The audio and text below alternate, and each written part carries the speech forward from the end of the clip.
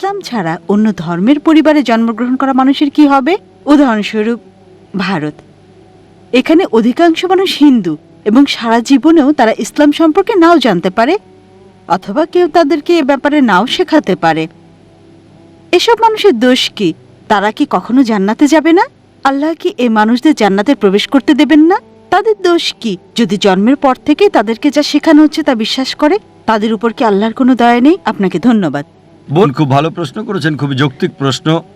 অমুসলিম পরিবারে জন্মগ্রহণকারী মানুষদের ব্যাপার কি, আর তাদের পিতামাতা মূর্তি পূজা করছে, তো দোষটা কার? আল্লাহ কেন তাদের শাস্তি দেবেন? খুবই ভালো প্রশ্ন। এই কারণে আমাদের প্রিয় নবী মুহাম্মদ সাল্লাল্লাহু আলাইহি সাল্লাম বলেছেন, প্রতিটা শিশু দিনুল ফিতরের উপর জন্মগ্রহণ করে, প্রতিটি শিশু মুসলিম হিসেবে জন্মগ্রহণ করে।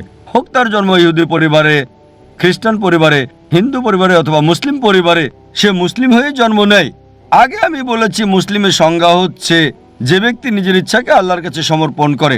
তাই প্রত্যেকটা শিশু জন্মের সময় তার ইচ্ছাকে আল্লাহর কাছে সমর্পণ করে, পরে প্রভাবিত হয় বয়োজ্যেষ্ঠদের দ্বারা, পিতামাতার দ্বারা, শিক্ষকদের দ্বারা, তারপর মূর্তি পূজা শুরু করে, অগ্নি পূজা শুরু করে, ভ্রান্ত পথে চলে যায়। এ কারণে যখনই কোনো অমুসলিম ইসলাম গ্রহণ করে, তখন তার জন্য সঠিক শব্দটা হচ্ছে রিভার্ট। কনভার্ট না। কনভার্ট মানে এক ধর্মবিশ্বাস থেকে অন্য ধর্মবিশ্বাসে যাওয়া। রিভার্ট মানে কেউ সঠিক পথে ছিল, ভ্রান্ত পথে গিয়েছিল, আবার সঠিক পথে ফিরে এসেছে। তাই যথার্থ শব্দটা হচ্ছে রিভার্ট। আপনার প্রশ্নের দিকে আসি, যদি কোনো শিশু অমুসলিম পরিবারে জন্ম নেয়, আল্লাহ কিভাবে তাকে শাস্তি দিতে পারেন? এই কারণে কোনো শিশু অমুসলিম পরিবারে জন্ম নিয়ে বালেগ হওয়ার আগে যদি সে মারা যায়, সে জান্নাতে যাবে ইনশাল্লাহ। কেন? কারণ প্রত্যেক শিশুই তার ইচ্ছাকে আল্লাহর কাছে সমর্পণ করে। সে মুসলিম, তার হিন্দু অথবা খ্রিস্টান যে কোনো নাম হতে পারে, জন, রাম, এতে কোনো সমস্যা নেই। কিন্তু যদি শিশু বলে গণ্য হয় আর যদি সে অবস্থায় মারা যায়, তাহলে জান্নাতে যাবে, মুসলিম বা অমুসলিম যে পরিবারেই সে জন্মগ্রহণ করুক না কেন। পরবর্তীতে যখন সে বড় হয়ে ওঠে এবং বালেগ হয়, তখন সে দায়ী হয় তার নিজের কাজের জন্য। এ কারণে যদি কোনো শিশু অপরাধ করে, কোর্টে তাকে ছাড় দেয়, তবে যখন বালেগ হয়, সে বলতে পারে না যে বাবা শিখিয়েছে তাই আমি এখন চুরি করছি। যদি বড় হয়ে 22 বছর বয়সে চুরি করার পরে পুলিশ তাকে ধরে, সে বলতে পারে না আমার বাবা শিখিয়েছে তাই আমি চুরি করছি। বিচারক কি তাকে ছেড়ে দেবে? যদি 5 বছর বয়স হয়, বিচারক বলতে পারেন ঠিক আছে, সে শিশু, তার জ্ঞান বুদ্ধি হয়নি। কিন্তু যখন প্রাপ্তবয়স্ক হয়, তখন যদি বিচারককে সে বলে আমি চুরি করছি কারণ আমার বাবা শিখিয়েছে, তাকে ক্ষমা করা হবে না। প্রত্যেক ব্যক্তি তার কর্মের জন্য দায়ী। যখন কেউ প্রাপ্তবয়স্ক হয়, তখন তার দায়িত্ব হচ্ছে সত্য অন্বেষণ করা। আমাদের মুসলিমদের দায়িত্ব অমুসলিমের কাছে বাণী পৌঁছানো। ওই লোকটা বাণী গ্রহণ করুক বা না করুক, মানুষকে মুক্ত করে দেওয়া হলে যেটা হয়, দুটো সম্প্রদায় আছে যারা 1950 সালের আগে আধুনিক সভ্যতার কোনো ছোঁয়া পায়নি। একটা হলো কাপাউকি সম্প্রদায়, অন্যটা অ্যাস্টোরিয়ান অ্যাবরিজিনস। এই সম্প্রদায়গুলো 1950 সালের আগে আধুনিক সভ্যতার ছোঁয়া একেবারেই পায়নি। আর গবেষণা করে তাদের জীবন পদ্ধতি সম্পর্কে জানা গেছে যে সেটা ইসলাম ছাড়া আর কিছুই না। কিন্তু তারা নিজেদের মুসলিম বলে না। এক স্রষ্টা বিশ্বাস করে স্রষ্টার কোনো প্রতিমা নেই, কোনো প্রতিমূর্তি নেই। স্রষ্টার উপাসনা করার সময় তারা মাটিতে সেজদা দেয়। সবই ছিল ইসলামের মতো, শুধু নাম ছাড়া। তাই কোনো শিশুকে প্রভাবিত করা না হলে সে আল্লাহর কাছে নিজের ইচ্ছাকে সমর্পণ করে এবং সঠিক পথেই থাকে। প্রাপ্তবয়স্ক হওয়ার পরে আমাদের মুসলিমদের দায়িত্ব হচ্ছে ইসলামের বাণী অমুসলিমদের কাছে পৌঁছানো। যদি আমরা না পৌঁছাই, আল্লাহ আমাদের হিসাব নেবেন, তিনি আমাদের হিসাব নেবেন। কিন্তু আমরা আমাদের কাজ করি বা না করি, আমরা দায়ী হব। কিন্তু কোরআনে আল্লাহ বলেন, সূরা ফুসিলাত অধ্যায় নম্বর 41 আয়াত নম্বর 53, সানুরিহিম আয়াতিনা ফিল আফাকি ওয়া ফি আনফুসিহিম হাত্তা ইয়াতাবায়্যানা আন্নাহুল হক। আমি তোমাদেরকে আমার নিদর্শনাবলী দেখাবো দূর দিগন্তে আর তাদের নিজেদের মধ্যেও, যতক্ষণ না তাদের কাছে স্পষ্ট হয় এটাই সত্য। আল্লাহ নিজেই দায়িত্ব নিয়েছেন যে তিনি নিজেই প্রত্যেক মানুষের কাছে সরাসরি বাণী পৌঁছে দেবেন। যদি কোনো মুসলিম তার কাজ নাও করে, সে ভালো বা মন্দ যায় উদাহরণ দেখ, আল্লাহ প্রত্যেকটা মানুষের অন্তরে উদয় করবেন, হোক মুসলিম বা অমুসলিম, সত্য সম্পর্কে, এক স্রষ্টা সম্পর্কে। তাই একবার বাণী পৌঁছার পর ওই মানুষটা মানতেও পারে, নাও মানতে পারে। এটা ভেবেও মানতে পারে যে আমি যদি ইসলাম গ্রহণ করি আমার পছন্দনীয় বিষয়গুলো বর্জন করতে হবে, অ্যালকোহল বাদ দিতে হবে, ডেটিং ডান্সিং বাদ দিতে হবে এবং অন্যান্য বিষয় যেগুলো হারাম ওই বাণী গ্রহণ নাও করতে পারে, তখন সে দায়ী হবে। একইভাবে বাবা যদি ভুল কিছু শেখায়, চুরি করা, এটা বোঝা আপনার দায়িত্ব যে চুরি করা হারাম, এটা পাপ, এটা ভুল কাজ। সে বিচারকের কাছে গিয়ে বলতে পারে না যে আমার বাবা শিখিয়েছে তাই আমি চুরি করি। একইভাবে আল্লাহ তার বাণী সরাসরি পৌঁছাচ্ছেন প্রত্যেকটা মানুষের অন্তরে, হক সম্পর্কে, স্রষ্টার একত্ব সম্পর্কে, যে মূর্তি পূজা নিষিদ্ধ। তবুও যদি সে ক্ষান্ত না হয় তখন সে দায়ী হবে বিচার দিবসে। এ কারণে আল্লাহ বলেন কোনো অমুসলিমই আল্লাহর বিচার সম্পর্কে আপত্তি করবে না, কারণ অঙ্গ প্রত্যঙ্গ আপনার সম্পর্কে সাক্ষী দেবে, আপনার চোখ হাত আপনার ব্যাপারে কথা বলবে। তাই বিচার দিবসে এমনকি যদিও ওই মানুষকে জাহান্নামে দেওয়া হয় তবুও তারা আল্লাহ সুবহানাহু ওয়া তাআলার বিচার সম্পর্কে আপত্তি করবে না। তারা বলবে দয়া করে আমাদের আরেকটা সুযোগ দেন। আল্লাহ বলবেন আর সময় নেই, দুনিয়াতে তোমাদের অনেক সুযোগ দেওয়া হয়েছিল আর এখানে একবারই বাঁচবে। তাই বিচার দিবসে কোনো মানুষই, কোনো অমুসলিমই যদি তাকে জাহান্নামে দেওয়া হয় তবুও সে আল্লাহর বিচার সম্পর্কে আপত্তি করবে না। সে শুধুই বলবে দয়া করে ক্ষমা করেন, কিন্তু সেটা হবে না। এই পৃথিবীতে যা আছে, আল্লাহ বলেন সূরা মুলক অধ্যায় নম্বর 67 আয়াত নম্বর 2, এই পৃথিবী আখিরাতের জন্য পরীক্ষা। আশা করি উত্তরটা পেয়েছেন। আমার নাম এমডি মারাঠে, একজন টেকনোলজিস্ট। আমার প্রশ্নটা করার আগে আমি দর্শকদের এই আধ্যাত্মিকতার পথ থেকে কিছুটা বিজ্ঞান আর যুক্তির পথে নিয়ে আসি, যদি অনুমতি দেন। এখনকার স্কুলের পাঠ্য বইতেও এগুলো আছে। মানুষের বিবর্তনের পথে পশু মানব হোমো ইরেক্টাস ছিল 20 লক্ষ বছর আগে। ব্রেইন ছিল 1000 সিসি, যেখানে বানরের ব্রেইন হলো 400 সিসি। বিবর্তন চলতে থাকে আর 2 লক্ষ বছর আগে এই ব্রেইন সাইজ 1400 সিসিতে পৌঁছে যায়। এই প্রাণীটাকেই বলা হয় হোমোস্যাপিয়েন। আধুনিক মানুষ এসেছে প্রায় 35,000 বছর আগে। এদের বৈজ্ঞানিক নাম হোমোস্যাপিয়েন্স। নৃতাত্ত্বিকরা অনুমান করেন যে মানুষ কথা বলা শিখেছে 50,000 বছর আগে। এখন প্রশ্ন হলো যে মানুষের এই বিবর্তনের পথে ঈশ্বরের উৎপত্তি কোথা থেকে হলো, তার উদ্দেশ্য কি? 2 নম্বর, বিজ্ঞানের অগ্রগতির কারণে এখন এটা সম্ভব হয়েছে। একবারে একটা প্রশ্ন, এই প্রশ্নটা প্রাসঙ্গিক। প্রশ্নের উত্তর খুব একটা বড় হবে না, আমাকে একটু সময় দেন। আচ্ছা ঠিক আছে, হ্যাঁ, বিজ্ঞানের অগ্রগতির কারণে এটা সম্ভব যে সব প্রাণীর ক্লোন করা যাবে, যতগুলো খুশি। মানুষেরও ক্লোন করা যাবে। যদি ঈশ্বর থেকে থাকেন তাহলে তার ক্ষমতা কতখানি কমে গেছে? তৃতীয় প্রশ্ন হলো যে ঈশ্বর হলেন রক্ষাকর্তা, এই তো শেষ। তারপরেও বিভিন্ন ধর্মের ধর্মীয় নেতারা যখন মৃত্যুর মুখোমুখি হয় তখন কোনো হসপিটালে ছুটে যান, কিন্তু উপাসনার জায়গায় তারা যান না। সেখানেই তারা বলেন যে মানুষ বাঁচে আর মরে ঈশ্বরের ইচ্ছায়। এই ব্যাপারটার কোনো ব্যাখ্যা দিতে পারবেন? ভাই, আপনি 3টা প্রশ্ন করেছেন। প্রথমে আপনার মত অনুযায়ী বিবর্তনের থিওরি বললেন, তারপর বললেন এখানে ঈশ্বর কিভাবে আসছেন। দ্বিতীয় প্রশ্ন, ঈশ্বর এই সবকিছু সৃষ্টি করার পরে তার কতখানি শক্তি কমে গেছে। তৃতীয় প্রশ্ন, যে অসুস্থ হলে আমরা সবাই হাসপাতালে যাই, কেন মন্দির মসজিদে যাই না? 3টা প্রশ্ন করেছেন। বলছেন প্রশ্নগুলো ছোট, তবে উত্তরটা অনেক লম্বা। তা এখানে বিস্তারিত উত্তর দিতে গেলে সময় লাগবে। ভাই, আপনি এখানে হোমোস্যাপিয়েন্সের ব্যাপারে বেশ কিছু কথা বললেন। এখানে বিবর্তনের থিওরির কথা বলছেন আপনি, থিওরি অফ ইভলিউশন। আমি মেডিকেল ডাক্তার, আমি আমার জীবনে এমন কোনো বই দেখিনি যেটা বলছে ফ্যাক্ট অফ ইভলিউশন। এটা থিওরি অফ ইভলিউশন। আমি এই বিবর্তনের থিওরি সম্পর্কে জানি, আর ডারউইনের থিওরি সম্পর্কে বিস্তারিত জানতে আমার ভিডিও ক্যাসেট দেখেন, কোরআন and modern science, conflict or conciliation. Darwin বলেছিলেন একটা থিওরি।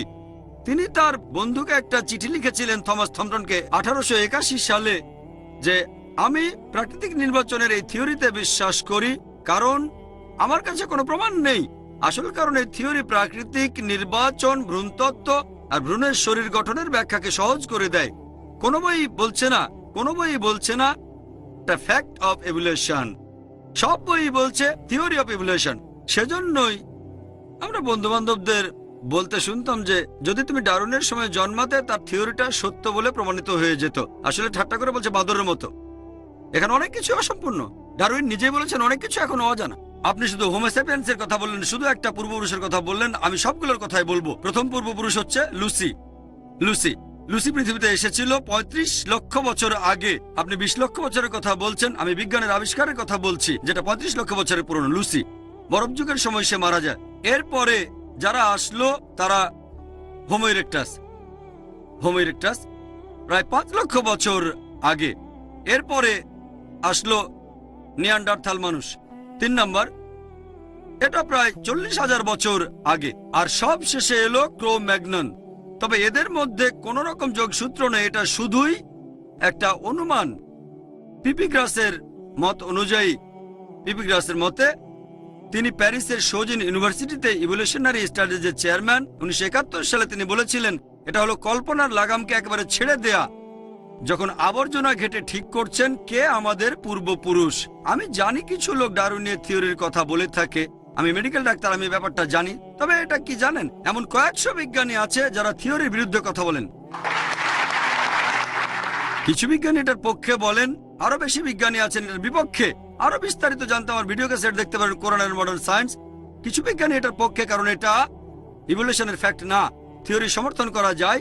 কোরআন কোনো থিওরি বা অনুমানকে সমর্থন করে না, কোরআন বলে ফ্যাক্ট সম্পর্কে। আপনি ২০ লক্ষ বছরের কথা বললেন। আল্লাহ সুবহানাহু ওয়া তাআলার কোনো শুরু নেই। মানুষ কবে এসেছে কেউ নির্দিষ্ট করে জানে না, কেউ জানে না। আমরা অনুমান করতে পারি, বিজ্ঞান অনুমান করে। তবে কোরআন বলছে প্রথম মানুষ হলেন আদম আলাইহিস সালাম, প্রথম মানুষ। আর তার সাথে ছিলেন হাওয়া রাদিয়াল্লাহু আনহা। মানুষ এখনো সেটা জানতে পারেনি। পবিত্র কোরআনে এমন কোনো কথা নেই যেটাকে বিজ্ঞান ভুল প্রমাণ করতে পেরেছে।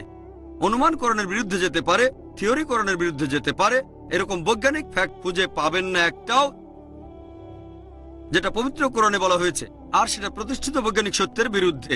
এটা থিওরির বিরুদ্ধে যেতে পারে। আপনার এই থিওরিকে সমর্থন করেন সামান্য কয়েকজন, বেশিরভাগই সমর্থন করে না।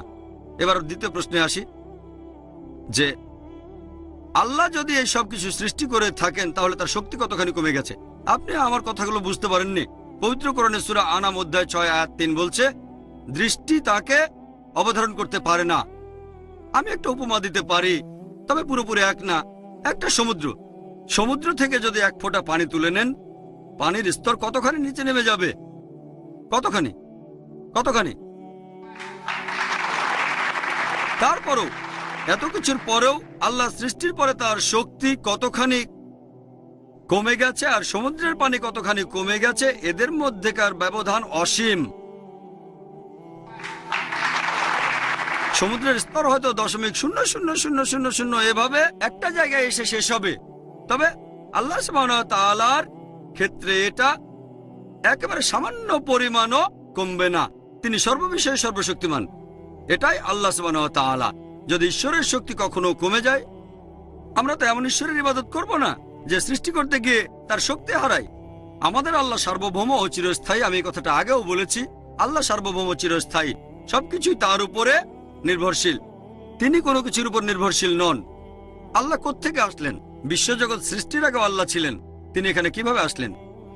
আল্লাহ এখানে কখন সৃষ্টি হলেন? আল্লাহ সৃষ্টি হননি। আপনি প্রশ্ন করলেন আল্লাহ তাআলা কখন এখানে আসলেন? তিনি তো সৃষ্টিই হননি। ব্যাপারটা যেন আমাকে প্রশ্ন করছেন যে একবার আমার বন্ধু, সে আমাকে বলল যে আমার ভাই টম, সে একটা সন্তানের জন্ম দিয়েছে। সেই সন্তানটা ছেলে না মেয়ে? আমি মেডিকেল ডাক্তার হিসেবে জানি পুরুষ সন্তান জন্ম দিতে পারে না। তাহলে সন্তানটা ছেলে না মেয়ে প্রশ্ন আসছে কেন? আপনি প্রশ্ন করলেন যে এটার মধ্যে আল্লাহ তাআলা আসলেন কখন? আল্লাহ কখনো সৃষ্টি হননি। যেহেতু তিনি সৃষ্টি হননি, এই প্রশ্নটাও উঠবে না। তিনি কখন এসেছেন? সব সময় আছেন, এই প্রশ্নটাই আসবে না। এবার আপনার ৩ নম্বর প্রশ্ন, যে মানুষ যখন অসুস্থ হয় তখন হাসপাতালে যায়, তারা মন্দিরে যায় না, মসজিদে যায় না, চার্চেও যায় না। ভাই, হয়তো সব মানুষের কথা জানেন না, আমি ডাক্তার হিসেবে জানি। যখন ডাক্তার হাল ছেড়ে দেয় তখন আমরা ডাক্তাররাও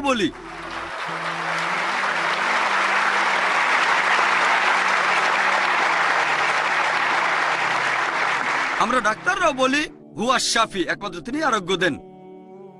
তার মানে এই না যে অসুস্থ হলে শুধু মন্দিরে যাব। পবিত্র কোরআন বলছে সূরা নাহল অধ্যায় 16 আয়াত 43, এছাড়াও সূরা ফুরকান অধ্যায় 25 আয়াত 59, যদি তোমরা না জানো জ্ঞানীদের জিজ্ঞেস করো যে এক্সপার্ট। যদি অসুস্থ হয়ে পড়েন আল্লাহর কাছে দোয়া করার পাশাপাশি এমন কারো কাছে যান যিনি মেডিসিনে এক্সপার্ট, ডাক্তারের কাছে। কোরআনে সে কথা বলছে। তবে কোনো ডাক্তারের কাছে যাওয়ার পরেও আল্লাহর উপর ভরসা রাখেন, কারণ তিনি আপনাকে আরোগ্য দেবেন, সেখানে কোনো ডাক্তার থাকুক বা না থাকুক। আল্লাহ সুবহানাহু ওয়া তাআলা বলেছেন, তোমরা অন্ধভাবে কিছু বিশ্বাস করো না।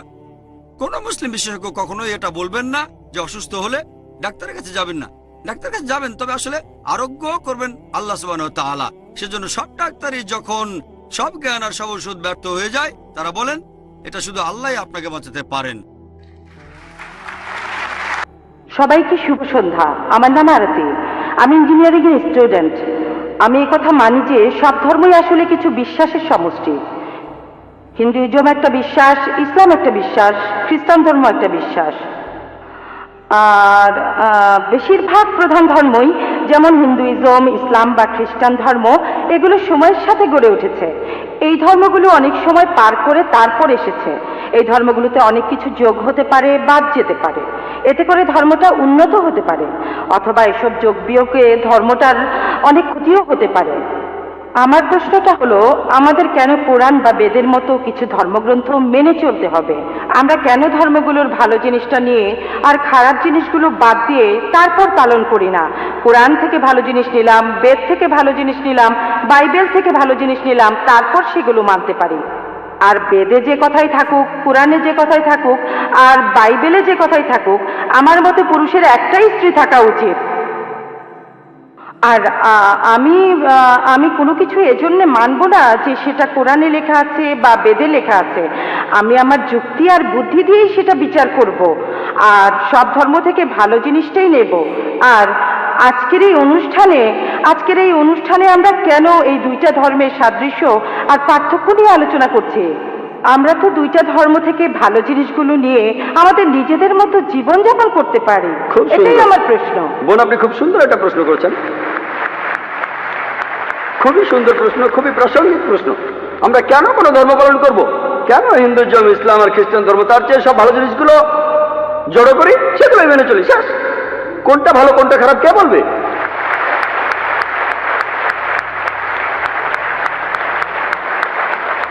যেমন ধরুন, আমেরিকাতে স্কার্ট পরা আর শর্টস পরা খুবই কমন। পশ্চিমাদের এটা ভদ্রতা, তাদের জন্য স্কার্ট আর শর্টস পরা ভদ্রতা।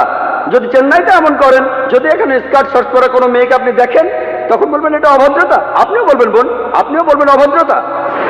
তাহলে আমেরিকায় যেটা ভদ্রতা, এখানে সেটা অভদ্রতা।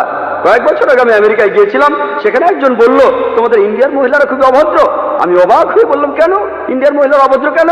কারণ তারা যখন শাড়ি পরে তাদের পেট দেখা যায়। তার মানে আমেরিকায়, সে দেশের নিয়মে কোনো মহিলা তার পেট দেখালে সে অভদ্র। তাহলে কে ঠিক করবে? আপনি যদি মুসলিম দেশগুলোতে যান, আরব দেশগুলোতে, কোনো মহিলার দিকে তাকানো, কোনো মহিলার দিকে চোখ ফেরানো অন্যায়, অভদ্রতা।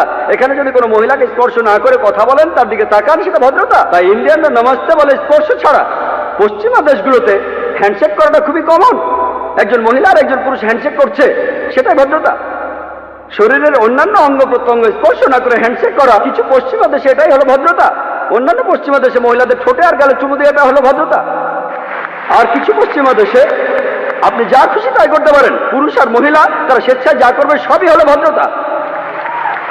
কে ঠিক করবে? ঠিক করবে কে? কে ঠিক করবে? আমেরিকায় অনেকগুলো নুট বিচ রয়েছে। টাইমস অফ ইন্ডিয়া 2 মাস আগে পড়লাম, সমুদ্র ভ্রমণ, নুট ক্রুজ। জাহাজে যারা থাকবে সবাই উলঙ্গ থাকবে, তাদের জন্য এটা ভদ্রতা। কে ঠিক করবে? সবচেয়ে ভালো যিনি বলতে পারেন তিনি সৃষ্টিকর্তা। আমি প্রশ্ন করছি, কোনটা ভালো কোনটা খারাপ কে ঠিক করবে?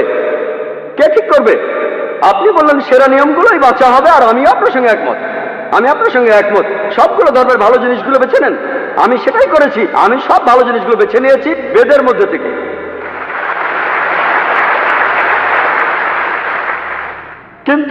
কিন্তু ভালো জিনিসটা আপনাদের জন্য ভালো নয়, এটাই সমস্যা। এই আলোচনাটা আমি করব। আমি চ্যালেঞ্জ করছি সব মানুষকে, ইসলাম ধর্মের মাত্র একটা মূলনীতি খুঁজে বের করুন যেটা আমাদের মানবতার বিরুদ্ধে কথা বলছে। একটা।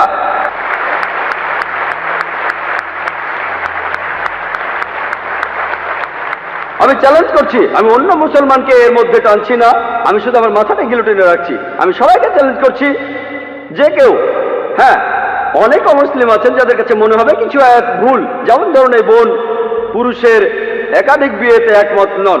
এরপরও বলবো ইনশাল্লাহ আমার উত্তরটা শুনে আপনিও মানবেন, ইনশাল্লাহ মেনে নেবেন, আপনিও একমত হবেন। যেমন ধরুন আপনি প্রশ্ন করলেন 2 আর 2 যোগ করলে কত হয়, আমি উত্তরটা জানি বলে দিলাম, তারপর আপনি উত্তর শুনে মেনে নেবেন। আমরা এখানে যেটা করব, যেসব ব্যাপারে আপনারা একমত নন আপনার মাইকের সামনে এসে প্রশ্ন করবেন, আমি আসলে একজন ছাত্র হিসেবে যথাসাধ্য চেষ্টা করবো, আল্লাহ চাইলে উত্তরটা দিতে পারবো। এখন বেদ যে বলছে আপনি একাধিক বিয়ে করতে পারেন, খ্রিস্টানদের বাইবেল বলছে, কোরআনও বলছে, এখন আপনি এইসবের কোনোটাই মানতে চান না, সমস্যা নেই, আসুন আমরা যুক্তির কথা বলি, আমরা যুক্তি দিয়ে দেখি। বল, আপনি কি জানেন প্রাকৃতিকভাবে ছেলেরা আর মেয়েরা সমান অনুপাতে জন্মায়? প্রাকৃতিকভাবে ছেলেরা আর মেয়েরা সমান অনুপাতে জন্ম নেয়, কিন্তু কোনো ডাক্তারের কাছে যান, শিশুদের উপরে ডাক্তার, তিনি বলবেন যে মেয়ে শিশুরা বিভিন্ন জীবাণুর বিরুদ্ধে ছেলে শিশুর চেয়ে ভালোভাবে লড়াই করতে পারে। তাহলে শিশু বয়সে দেখা যায় মেয়ে শিশু যত মারা যায় তার চেয়ে ছেলে শিশু অনেক বেশি মারা যায়। শিশু বয়সে মেয়েদের সংখ্যা ছেলেদের চাইতে বেশি থাকে। তারপর সময় যায়, মানুষ ধূমপানের কারণে মারা যায়, মদ খাওয়ার কারণে মারা যায়, অ্যাক্সিডেন্টে মারা যায়, যুদ্ধে মারা যায়, এখানেও মেয়েদের চাইতে ছেলেরা বেশি মারা যায়। তাই আজকের দিনে পৃথিবীতে পুরুষের চাইতে মহিলার সংখ্যা অনেক বেশি। শুধুমাত্র কয়েকটা দেশে, ইন্ডিয়ার মতো তৃতীয় বিশ্বের কয়েকটা দেশে মেয়েদের সংখ্যা ছেলেদের চাইতে অনেক কম। কারণটা জানেন? কারণ হলো মেয়ে শিশু হত্যা। বিবিসির একটা রিপোর্টে এমিলিও বেকাননের কথা অনুযায়ী তিনি একটা প্রোগ্রামে বেশি বয়সে মৃত্যু নিয়ে বলেছিলেন প্রত্যেক দিন ইন্ডিয়াতে 3000-এরও বেশি মহিলা তাদের গর্ভপাত ঘটায় যখন জানতে পারে গর্ভের শিশুটি মেয়ে। তার মানে প্রতি বছরে ইন্ডিয়াতে 10 লাখেরও বেশি মহিলা গর্ভপাত ঘটায় যখন জানতে পারে গর্ভের শিশুটি মেয়ে। যদি এই অশুভ প্রথাটি বন্ধ করা যায়, আর তামিলনাড়ুর সরকারি হাসপাতালের রিপোর্ট অনুযায়ী আপনাদের এই প্রদেশেই এই রিপোর্ট বলছে প্রতি 10 জন মেয়ে সন্তানের 4 জনকে মারা হয়, এই কাজটাকে সঠিক? এটা ভুল। যদি এই অশুভ প্রথা বন্ধ করেন তাহলে ইন্ডিয়াতেও মেয়েদের সংখ্যা হবে ছেলেদের সংখ্যা চাইতে বেশি। শুধুমাত্র আমেরিকাতেই মেয়েদের সংখ্যা ছেলেদের চাইতে 78 লক্ষ বেশি। শুধু ইংল্যান্ডে ছেলেদের চাইতে মেয়েদের সংখ্যা 40 লক্ষ বেশি। জার্মানিতে মেয়েদের সংখ্যা 50 লক্ষ বেশি। শুধু রাশিয়াতে মেয়েদের সংখ্যা হচ্ছে 90 লক্ষ বেশি। আল্লাহ জানেন পৃথিবীতে মেয়েদের সংখ্যা ছেলেদের চাইতে কতজন বেশি। মনে করুন হাইপোথেটিক্যাল প্রশ্ন, ধরুন আমার বোন সে আমেরিকায় থাকে, অথবা আপনার বোন সে আমেরিকায় থাকে, ইউএসএ, আর সেখানকার বিয়ের বাজারে প্রত্যেক পুরুষ একটা করে বিয়ে করেছে, তবুও সেখানে 78 লক্ষ মহিলা থাকবে যারা কোনো জীবন সঙ্গী খুঁজে পাবে না। তাদের জন্য তখন একটা উপায় খোলা থাকে, যেসব মহিলা জীবন সঙ্গী খুঁজে পাবে না তারা হয় কারো দ্বিতীয় স্ত্রী হতে পারে অথবা হতে পারে জনগণের সম্পত্তি। হয়তো বলবেন জনগণের সম্পত্তি, ভাই জাকির এটা খারাপ শব্দ। বোন সবচেয়ে ভদ্র ভাষায় আমি এটাই বলতে পারি, এর চেয়ে ভালো কোনো শব্দ জানা নেই। আমেরিকাতে সেদেশের পরিসংখ্যান আমাদের বলে বিয়ের আগে গড়ে একজন মানুষের 8 জন যৌনসঙ্গী থাকে। রক্ষিতা রাখাটা খুবই কমন, যতজন খুশি 10 জন 20 জন 30 জন সমস্যা নেই, 100 জন, আইন আপনাকে কিছুই বলবে না। যদি আপনার একাধিক স্ত্রী থাকে এই ব্যাপারটা তারা হজম করতে পারে না। কেন? রক্ষিতা হয়ে মহিলারা কোনো অধিকার পান না, এখানে সেই মহিলাকে অসম্মান করা হয়। ইসলামে আপনার দ্বিতীয় স্ত্রী থাকলেও তার সমান অধিকার, তার সম্মান আছে, সবাই শ্রদ্ধা করে। তবে আমি আপনার সঙ্গে একমত, এ ব্যাপারে একমত যে কোনো মহিলা স্বাভাবিক পরিস্থিতিতে তার স্বামীকে অন্য মহিলার সাথে ভাগাভাগি করতে চায় না। আমি একমত বোন, আমি আপনার সাথে একমত। কিন্তু ইসলামিক শরিয়ার মূল কথা হলো বড় ক্ষতি ঠেকানোর জন্য ছোট কোনো ক্ষতি হওয়া ভালো। বড় ক্ষতি ঠেকাতে হলে ছোট ক্ষতি হওয়া ভালো। তাহলে মুসলিম উম্মার সব মুসলমান মহিলা জানেন যে অনেক মহিলা অবিবাহিত, যদি তারা অনুমতি না দেয় তাদের স্বামীদের একাধিক বিয়ে করতে, এরা জনগণের সম্পত্তি হবে। তখন তারাই বলবে আমাদের স্বামীদের ভাগাভাগি করব, কিন্তু অন্যান্য বোনদের জনগণের সম্পত্তি হতে দেব না। আশা করি উত্তরটা পেয়েছেন। আমার নাম রাজাজি, নিউ কলেজে ফার্স্ট ইয়ারে পড়ি। আমার আর আপনার দৃষ্টিভঙ্গি একেবারে আলাদা, তাই কিন্তু আমার নিজের মতটাও আমার জানানো উচিত। আপনি বললেন কৃষ্ণের 16,000 স্ত্রী ছিল, আমরা মুসলমানরাও 4টা বিয়ে করতে পারি। এতে একথাই বলা যায় যে এই দুইটা ধর্মই একসাথে মহিলাদের অধিকার থেকে বঞ্চিত করছেন। আপনি বললেন যে হয়তো বলতে পারেন মানুষ আসলে খুব আকর্ষণীয়, তবে এটা ব্যক্তিগত দৃষ্টিভঙ্গি। আর যদি এভাবে ব্যাপারটা দেখেন, আপনাদের দেখার ভুল আছে, আপনাদের চিন্তায় ভুল আছে। সৌন্দর্যের যে ধারণা সেটাও সময়ের সাথে বদলায়। একসময় ক্লিওপেট্রা ছিল সবচেয়ে সুন্দরী, কিন্তু এখন আর তেমনটা নেই। এখন ঐশ্বরিয়া রাই হলো 1 নম্বর।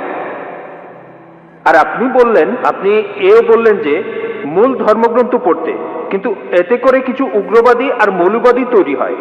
আপনি যখন কোনো ধর্মে বিশ্বাস করবেন তখন নিজের অন্যায়টাকে অন্যায় মনে হবে না, আর সেটাই ঠিক সেরকমই ঘটনাই ঘটেছিল গুজরাটে। 2000 মুসলিমকে সেখানে খুন করা হয়েছে, কেউ তাদের বাঁচাতে আসেনি। কিছু কমিউনিস্ট আর ডেমোক্রেট দল এগিয়ে এসেছিল। লোকজন ধর্মীয় মূল্যবোধের উপর আস্থা হারিয়ে ফেলেছে, আর আপনাদের মতো মানুষের কাছে এই ধর্মীয় মূল্যবোধটাই সবচেয়ে বড়। এসব ধর্ম উগ্রবাদী মানুষ তৈরি করে, তাই মানুষজনকে তাদের প্রাপ্য স্বাধীনতাটা দেন, যাতে করে তারা সমাজতান্ত্রিক আন্দোলনে যোগ দিতে পারে, যেমন কমিউনিস্ট আন্দোলন। ধন্যবাদ। ভাই মনে করেন তিনি একজন কমিউনিস্ট। আপনি খুব সুন্দর প্রশ্ন করেছেন। তিনি বললেন যে যখন হিন্দুইজম অনুমতি দিচ্ছে খ্রিস্টের 16,108 জন স্ত্রী, ইসলামে বহু বিবাহ অনুমতি আছে, তাহলে হিন্দুইজম আর ইসলাম একসাথে মহিলাদের অত্যাচার করছে কেন? আপনার মত অনুযায়ী, আপনার কথা অনুযায়ী ক্লিওপেট্রা একসময় সবচেয়ে সুন্দরী ছিল, এখন আর নেই। ঐশ্বরিয়া এখন 1 নম্বর। আমার জন্য না, আপনার জন্য। আপনার কাছে যা সুন্দর আমার কাছে নাও হতে পারে, আপনার সঙ্গে একমত। এটা দৃষ্টিভঙ্গির ব্যাপার। আমি একমত, ঐশ্বরিয়া রায় আপনার জন্য 1 নম্বর হতে পারে, আমার জন্য না। তাহলে বুঝতে পারছেন এক এক জায়গার নিয়ম হচ্ছে এক এক রকম। আমি উদাহরণ দিয়েছি, আমেরিকায় যেটা ভদ্রতা সেটা এখানে অভদ্রতা, আমেরিকায় যেটা অভদ্রতা সেটা এখানে ভদ্রতা। এটাকে ঠিক করবে? আপনার কথা মানলাম। আপনি যদি ভাবেন একাধিক স্ত্রীর অর্থ মহিলাদের অত্যাচার করা, তাহলে লক্ষ লক্ষ মহিলাদের দায়িত্ব কে নেবে? আপনি। তাদের কে দেখবে? আপনার কমিউনিস্ট আন্দোলন দেখবে? আল্লাহ মানুষ জাতির সমস্যার সমাধান দিয়েছেন এই পবিত্র কোরআনে। সেই সমাধানটা আপনি হজম করতে পারছেন না। আমি আপনাকে একটা প্রশ্ন করছি, বর্তমানে পুরুষের চাইতে মহিলা কয়েক লক্ষ জন বেশি, কে তাদের দায়িত্ব নেবে? কে? যদি প্রত্যেক মাসে তাদের সাহায্য করেন, সেই সাহায্যটাই আসলে যথেষ্ট নয়। পুরুষ আর মহিলার প্রাকৃতিক নিয়মের কিছু জৈবিক চাহিদা থাকে। আল্লাহ কোরআনে বলছেন, সূরা রুমের 21 নম্বর আয়াতে উল্লেখ আছে, আল্লাহ তোমাদের হৃদয়ে ভালোবাসা আর দয়া সৃষ্টি করেছেন। আমি একজন ডাক্তার, একজন ডাক্তার হিসেবে বলছি, একজন মহিলা সারা জীবন কুমারী থাকতে পারে না, পারে না, এটা অসম্ভব। আপনি এখন কি করবেন? এদের কি হবে? এরা পতিত হবে। আপনার কমিউনিস্ট এদের কি করতে পারবে? এর সমাধান কি? কোনো সমাধান নেই। আল্লাহ আমাদের এই সমস্যার সমাধান দিয়েছেন, সেই সমাধানটা হজম করতে পারছেন না। তাহলে এখানে সমস্যাটা হলো সমাধান পছন্দ হচ্ছে না, আপনি সমাধান দেন। এর চাইতে ভালো সমাধান কি দিতে পারেন? ইসলামে একাধিক বিয়ে করাটা আবশ্যিক নয়, 4টা বিয়ে করা আবশ্যিক নয়। আমি এমন কোন ইন্ডিয়ান মুসলিমকে চিনি না যার 4টা স্ত্রী, কাউকে চিনি না। অন্যান্য কিছু বিদেশি মুসলিম আছেন, আপনাকে বুঝতে হবে ভাই, এটাই হলো সমাধান। সব পুরুষই একাধিক বিয়ে করতে পারে না, সবাই করতে পারে না। তবে কিছু মানুষ স্ত্রীদের সুবিচার করতে পারে, আল্লাহ তাদের অনুমতি দিয়েছেন। তারা যদি সুবিচার করতে পারে, আপনার সমস্যা কোথায়? কোথায় মহিলাদের অত্যাচার করছি? আমরা তাদের সম্মান করছি। আপনি যে আমেরিকা তথাকথিত আধুনিক কালচারের কথা বলছেন, আর্ট কালচারের নামে তারা কি করছে? তারা মহিলাদের অসম্মান করছে। আপনি যে নারী স্বাধীনতার কথা বলছেন, সেটা আসলে স্বাধীনতার নামে শরীরকে শোষণ করছে, সম্মানের অবমাননা করছে, আর আত্মাকে বঞ্চিত করছে। পশ্চিমা সমাজ আসলে মহিলাদের অধিকার দেওয়ার কথা বলে তাদের নামিয়ে দিচ্ছে উপপত্নীর স্তরে, রক্ষিতার স্তরে। তারা সমাজের প্রজাপতি, যারা আর্ট কালচারের পর্দার পেছনে থাকে।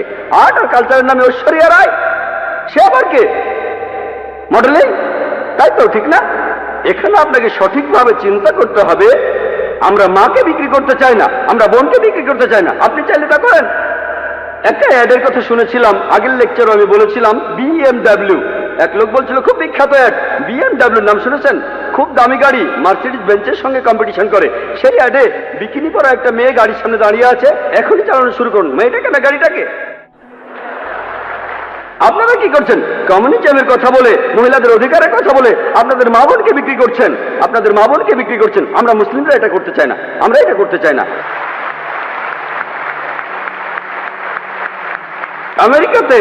আমেরিকাতে আপনি রক্ষিত রাখতে পারেন 5, 10, 20, কেউ কিছু বলবে না। আর কমিউনিজমে রক্ষিত রাখার নিয়ম আছে, একাধিক স্ত্রী থাকলে সমান অধিকার দিতে হবে, অবিচার করতে পারবেন না, সম্মান করতে হবে, সম্পদের ভাগ দিতে হবে। এটা আপনারা হজম করতে পারছেন না। কে মহিলাদের ছোট করছে? আমি না, আপনি।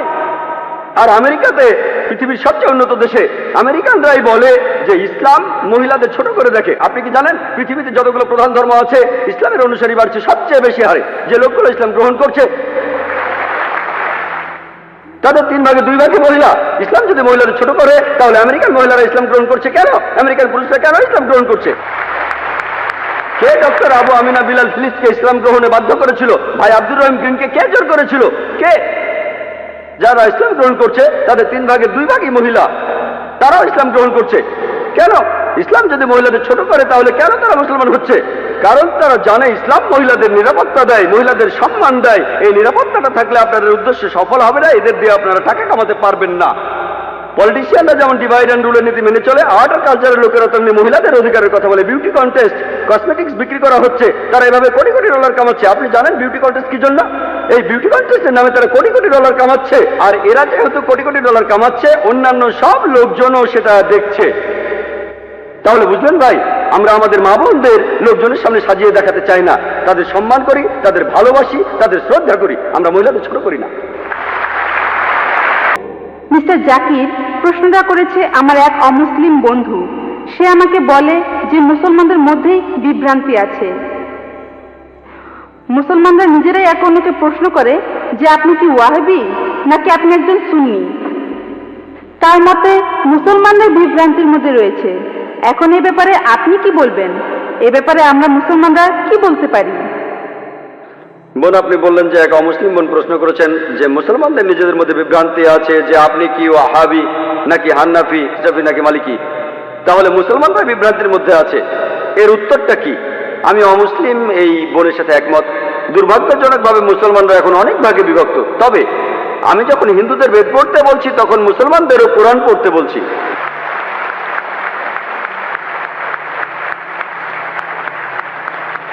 আল্লাহ পবিত্র কোরআনে বলেছেন, সূরা আল ইমরানের 103 নম্বর আয়াতে আল্লাহ তাআলা বলেছেন, ওয়াতাসিমু বিহাবলিল্লাহি জামিআ ওয়া লা তাফাররাকু। আল্লাহর রজ্জু শক্ত করে ধরো আর বিচ্ছিন্ন হও না। আমরা আল্লাহর রশি ধরবো, আর সেই রশি হলো পবিত্র কোরআন আর সহিহ হাদিস। আল্লাহ কোরআনে বলছেন, সূরা আল আনামের 159 নম্বর আয়াতে উল্লেখ আছে, যারা দিন সম্বন্ধে নানা মতের সৃষ্টি করেছে, হে রাসূল তাদের দায়িত্ব তোমার নয়। ইসলাম ধর্মে বিভিন্ন দল আর মত তৈরি করা এটা নিষিদ্ধ, এটা হারাম। কিন্তু যদি মুসলমানদের বলে আপনি কি, কেউ বলে আমি হানাফি, কেউ বলে শাফি, কেউ বলে হামলি, কেউ বলে ওয়াহাবি। নবীজি কি ছিলেন? তিনি কি হানাফি? তিনি কি শাফি? তিনি কি হামলি? তিনি কি মালিকি? তিনি কি ছিলেন? তিনি মুসলিম ছিলেন। পবিত্র কোরআনে সূরা আল ইমরানের 52 নম্বর আয়াতে উল্লেখ করা আছে, ঈসা আলাইহিস সালাম, যীশু খ্রিস্ট তিনি মুসলমান ছিলেন। পবিত্র কোরআনে সূরা আল ইমরানের 67 নম্বর আয়াতে উল্লেখ আছে যে ইব্রাহিম আলাইহিস সালাম তিনিও মুসলিম ছিলেন। পবিত্র কোরআনে সূরা ফুসিলাতে 33 নম্বর আয়াতে উল্লেখ করা আছে, ওমান আহসানু ক্বালাম মিম্মান দাআ ইলাল্লাহি ওয়া আমিলা সালিহান ওয়া ক্বালা ইন্নানি মিনাল মুসলিমিন। সেই ব্যক্তির চেয়ে কে উত্তম যে মানুষকে আহ্বান করে আল্লাহর পথে, সৎকর্ম করে আর বলে আমি মুসলমান। আমাদের নবী মুহাম্মদ সাল্লাল্লাহু আলাইহি ওয়াসাল্লাম মুসলমান ছিলেন। আল্লাহই বলেছেন আমরা হব মুসলমান। মুসলমানের চেয়ে ভালো কোনো বিশেষণ নেই। আর চারজন বিখ্যাত ইমামের সবাই, ইমাম আবু হানিফা, ইমাম শাফি, ইমাম আহমদ ইবনে হাম্বল, ইমাম মালিক, আল্লাহ সবাইকে শান্তিতে রাখুন, তারা বিখ্যাত পণ্ডিত। আমি তাদের সবাইকে শ্রদ্ধা করি, পছন্দ করি, তারা বিখ্যাত পণ্ডিত। আর এই পণ্ডিতদের সবাই বলেছেন, এই চারজন ইমাম বলেছেন, যদি আমার কোনো ফতোয়া আল্লাহ রাসূলের বিরুদ্ধে যায় তাহলে তোমরা আমার ফতোয়াকে ছুঁড়ে ফেলে দাও।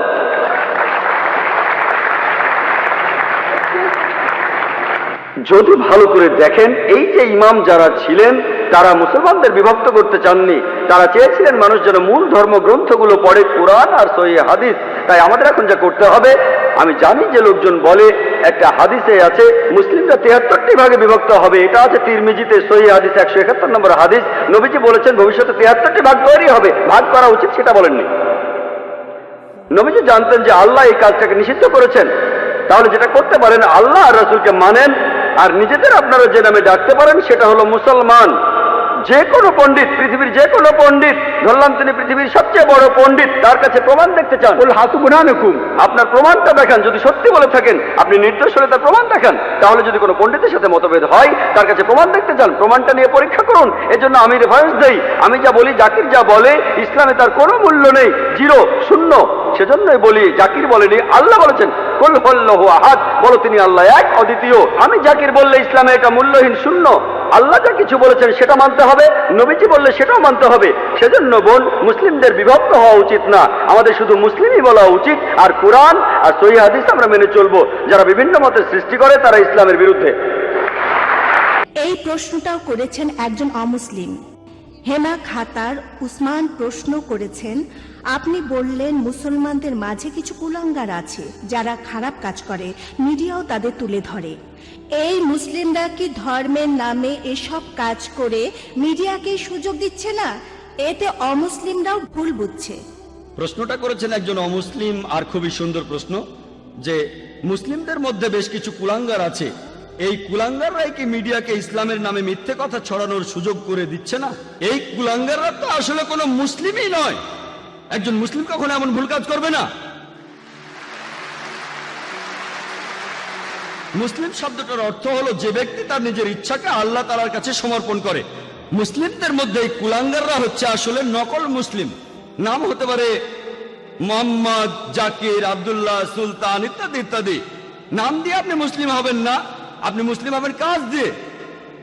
আল্লাহর কাছে নিজের ইচ্ছাকে সমর্পণ করলেই আপনি মুসলিম হবেন। তাহলে এই লোকগুলো সত্যিকারের মুসলিম নয়, তবে তাদের নামগুলো মুসলিম। তাই মিডিয়াকে সুযোগ দিচ্ছে কি দিচ্ছে না এটা নিয়ে তারা ভাবে না। তারা তো তাদের নিজেদের ধর্ম নিয়েই ভাবে না, তারা নিজেদের ধর্মকে থোড়াই কেয়ার করে, কিন্তু তারা তাদের ধর্মকে নিয়ে ভাবে না। মিডিয়া কি বলছে সেটা নিয়েও তারা ভাবে না। তবে আমি মিডিয়া দোষ দেব, মিডিয়া কেন অল্প কিছু মানুষের কাজকে তুলে ধরছে?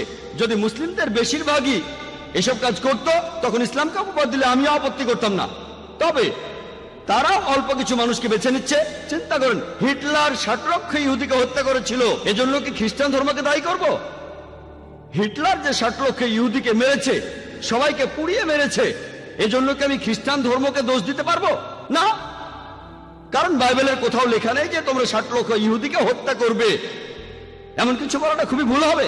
সেজন্য আমি এইসব কুলাঙ্গারদের চাইতে মিডিয়াকেই বেশি দোষ দেব। প্রত্যেক গোত্রে আপনারা কিছু কুলাঙ্গার খুঁজে পাবেন, আর আমি আমার অনেক লেকচারে এইসব কুলাঙ্গারদের বিরুদ্ধে বলেছি।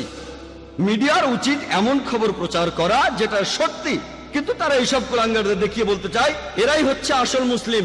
তারা এভাবে বলতে পারে যে এই মুসলিম চুরি করেছে তারা মাত্র 1 জন, 5 জন, 10 জন, আর মুসলিমদের সংখ্যা 100 কোটিরও বেশি। এভাবে বললে কোনো সমস্যা নেই। তবে তারা বলতে চায় যে সব মুসলিমই ভুল কাজ করছে। যদি একজন মুসলিম ড্রাগস নিয়ে ধরা পড়ে, মিডিয়া এমন ভাব করবে যেন সব মুসলিমই ড্রাগস নিয়ে ব্যবসা করে যাচ্ছে। মিডিয়ার উচিত হবে সত্য কথা প্রচার করা।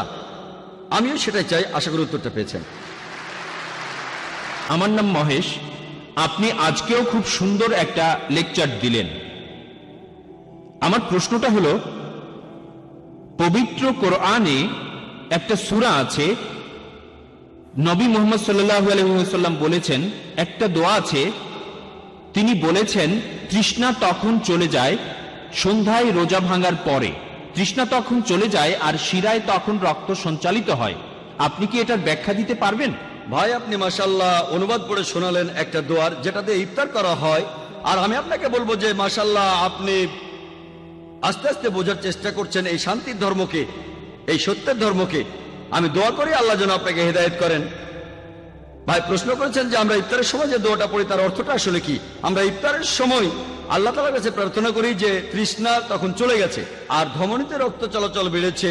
আমরা যখন ইফতার করতে যাই আল্লাহ তাআলার কাছে প্রার্থনা করি যে আমাদের ইফতারের সময় আমাদের তৃষ্ণা চলে গেছে। আর আমরা তখন বিভিন্ন খাবার খাই, পানি খাই, আল্লাহ তাআলার কাছে দোয়া করি যে আমরা রোজা রাখতে পেরেছি, এখন রোজা ভাঙার সময় হয়েছে, এখন আমাদের তৃষ্ণা দূর হয়ে যাচ্ছে, আমাদের ক্ষুধা দূর হয়ে যাচ্ছে। এটাই হলো দোয়া। আমরা বলছি যে আমাদের তৃষ্ণা এখন চলে যাচ্ছে এই রোজা ভাঙার মাধ্যমে। আমাদের ইফতারের আগে এই দোয়াটা আমরা পড়ে থাকি। আশা করি উত্তরটা পেয়েছেন। আমি বিভান্ডি কলেজ থেকে এসেছি, ডক্টর দেওরে। আসলে প্রত্যেক ধর্মই হলো জীবন দর্শনের একটা বিজ্ঞান। ধর্মগুলি দেখলে আপনি সেগুলির মধ্যে খারাপ কিছু পাবেন না, তবে এই নিয়মগুলোকে প্রতিষ্ঠা করা এক কথা আর নিয়মগুলোকে প্রয়োগ করা আর এক কথা। আর যেখানে মানুষের মধ্যে রক্তের কোনো সম্পর্ক নেই, সেখানে মানুষের মধ্যে সম্পর্ক তৈরি করবে ধর্ম। তবে আমরা যেটা দেখি, একটা উদ্ধৃতি দেই, লা তুফসিদু ফিল আরজি বাদা ইসল্লাহ। इस संसार में शांति प्रस्तापित होने के बाद अशांति मत फैलाओ के पैगाम हमें मिला है। তবে সত্যি বলতে আমরা যেটা শুনি, যেটা বুঝি, যেটা দেখি, সেটা হলো পৃথিবীতে এ পর্যন্ত সবচেয়ে বেশি রক্তপাত হয়েছে শুধুমাত্র ধর্মগুলির বিরোধের কারণে। তাহলে আমাদের ভুলটা কোথায়? আর এ ব্যাপারে আপনার মতামতটা কি? আপনি এই ধর্মগুলিকে একত্রিত করবেন কিভাবে, আর ধর্মগুলির মধ্যে এই বিরোধকে থামাবেন কিভাবে, এই ব্যাপারটাতে আপনার নিজের মতামতটা জানতে পারি। প্রফেসর খুব ভালো একটা প্রশ্ন করেছেন যে সব ধর্মই আসলে ভালো কথা বলে, তবে প্রয়োগটা হয়তো একটু আলাদা। সবাই ভালো কথা বলে, তবে আমরা পৃথিবীতে ধর্মের নামে মানুষকে যুদ্ধ করতে দেখি। কিভাবে এটা সমাধান করব, খুবই ভালো একটা প্রশ্ন। আর এই প্রশ্নের আংশিক উত্তর আমি আগে দিয়েছি। আর আমি বলেছি যে ইসলাম ধর্ম আমাদেরকে বলে কোনো মানুষকে হত্যা করা উচিত নয়। সূরা মাইদার 32 নম্বর আয়াত। কিভাবে আমরা নিশ্চিত করব যে আমরা সবাই একত্রিত হব, কিভাবে পার্থক্যগুলো সমাধান করব, এটাও আমি আমার লেকচারে বলেছি। সূরা আল ইমরানের 64 নম্বর আয়াতে উল্লেখ আছে যে তাআলাউ ইলা কালমাতিন সাওয়াইন বাইনা বাইনাকুম। এসো সেই কথায় যাহা আমাদের এবং তোমাদের মধ্যে এক। মনে করুন আপনি 10 পয়েন্ট পেয়েছেন, আমিও 10 পয়েন্ট পেয়েছি। এই 10 পয়েন্টের মধ্যে 5 পয়েন্ট যদি মিল থাকে আর 5টা আলাদা, আমি তাহলে এই 5 পয়েন্টে একমত হব যেগুলো একই। পার্থক্যগুলোর ব্যাপারে পরে কথা বলবো। কোরআন বলছে তাআলাউ ইলা কালমাতিন সাওয়াইন বাইনা বাইনাকুম। এসো সেই কথায় যাহা আমাদের এবং তোমাদের মধ্যে এক। প্রথম কথাটা কি? আল্লাহ না'বুদা ইল্লাল্লাহ। আমরা আল্লাহ ব্যতীত কারো উপাসনা করি ওয়া না, নুশরিকা বিহি শাইয়্যা। কোনো কিছুকে তাহার শরীক করি না। তাই আপনি সমাধানের কথা বললেন আর আমি দেখিয়ে দিলাম কিভাবে সমাধানটা হবে, যে একই কথায় এসো। তবে এ কথা আমাদের মনে রাখতে হবে যে বিভিন্ন ধর্মের অনেক অনুসারী তারা তাদের ধর্মগ্রন্থের কথাগুলো জানে না। এটাই হলো সমস্যা।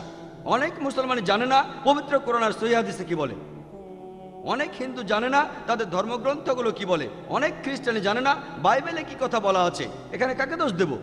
অনুসারীদের। তাই আমি বলি আপনাদের ধর্মগ্রন্থগুলো পড়েন। আমাদের মধ্যে পার্থক্যগুলো নিয়ে পরে কথা বলবো, আগে আমাদের সাদৃশ্যগুলো দেখি। আমি এর আগে ইসলাম আর খ্রিস্টান ধর্মের সাদৃশ্য নিয়ে বলেছি, সেখানেই বলেছি আমাদের পার্থক্যগুলো নিয়ে আমরা পরে আলোচনা করব। অন্ততপক্ষে আপনার বাইবেল আর আমাদের কোরআনে যে সাদৃশ্যগুলো আছে সেগুলো নিয়ে বলি, তাহলে আর যুদ্ধ হবে না। এখন আমি কি করছি? আমার লেকচারে আমি কোনো ধর্মের সমালোচনা করেছি? আমি বাধ্য হয়ে কিছু ধর্মের সমালোচনা করেছি যখন কেউ কেউ এমন প্রশ্ন করেছেন যে আমাকে সত্যি কথাটা বলতে হয়েছে। এছাড়া আমার লেকচারে, আমার ভিডিও ক্যাসেট দেখেন, আমি কোনো ধর্মের সমালোচনা করিনি, কোনো বিষয়েই না। আমি শুধু সাদৃশ্যগুলো দেখিয়েছি, আমি শুধু পার্থক্যগুলো নিয়ে, আমি ইসলাম আর হিন্দু ধর্মের পার্থক্যগুলো নিয়ে বলতে পারি, ইসলাম আর খ্রিস্টান ধর্মের পার্থক্য। আমি বিভিন্ন ধর্মের একজন ছাত্র, আমি বিভিন্ন ধর্মগ্রন্থ থেকে আলহামদুলিল্লাহ অনেক উদ্ধৃতি দিতে পারি। বিভিন্ন ধর্মের পার্থক্য সেটা প্রয়োজন হবে যখন তখন বলবো। যদি কেউ এই অনুষ্ঠানে গোলমাল করে আমাদের সেদিকে খেয়াল রাখতে হবে। এছাড়াও আমার লেকচারে আমি কোনো ধর্মের সমালোচনা করিনি। তাই আমি আপনাদের বলি আপনাদের ধর্মগ্রন্থগুলো পড়েন, তাহলে আপনার ধর্ম আর সর্বজনীন ভ্রাতৃত্বের কাছাকাছি আসবেন। ধর্মগ্রন্থ পড়ে আগে এক সৃষ্টিকর্তাকে মানেন। পার্থক্য নিয়ে পরে কথা বলবো, পার্থক্য নিয়ে আলোচনা পরে হবে। ইহুদি ধর্ম এই কথা বলে, খ্রিস্টান ধর্ম বলে, হিন্দু ধর্ম বলে, ইসলাম ধর্ম বলে, শিখ ধর্ম বলে, পার্সি ধর্ম বলে এক ঈশ্বরে বিশ্বাস করো আর তাকেই উপাসনা করো। কেন অনেক দেবতার পূজা? আগে এই ব্যাপারটা দেখেন, তারপর অন্য ব্যাপারগুলো দেখেন।